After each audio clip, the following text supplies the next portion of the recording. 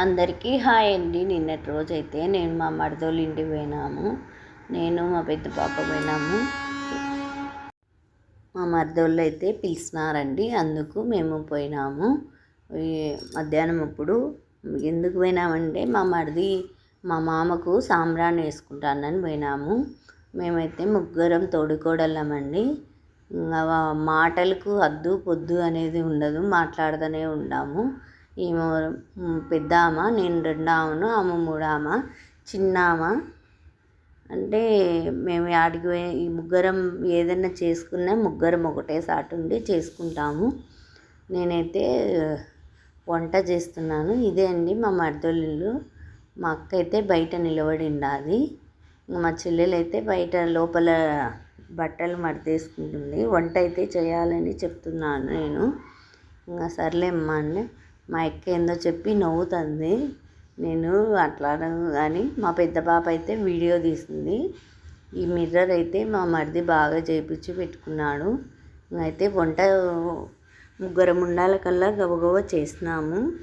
ఏమేమి చేసినామంటే తలకాయ కూర, మటను, నాటుకోడి చికెను, ఒట్టి చేపలు మా చిన్న తోడుకోడలు చేసింది, మా చిన్నామ చేసింది. ఇంకా ఇవి మా బంధువులన్నీ వచ్చినారు అందరూ. అంటే మా మామ పెద్దనాయన చిన్నాయన పిల్లలు.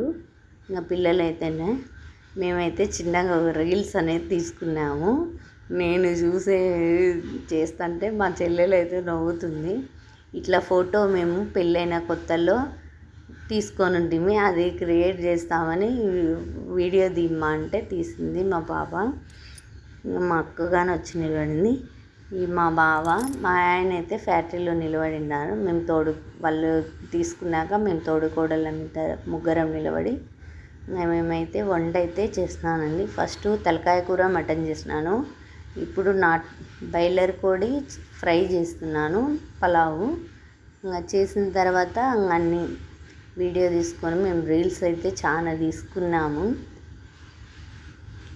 తీసుకొని వంట అయితే నేను చేస్తాను.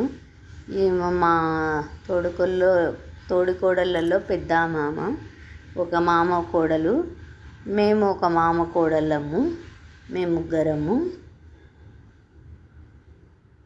హాయ్ చెప్తుంది. బాయ్ అండి.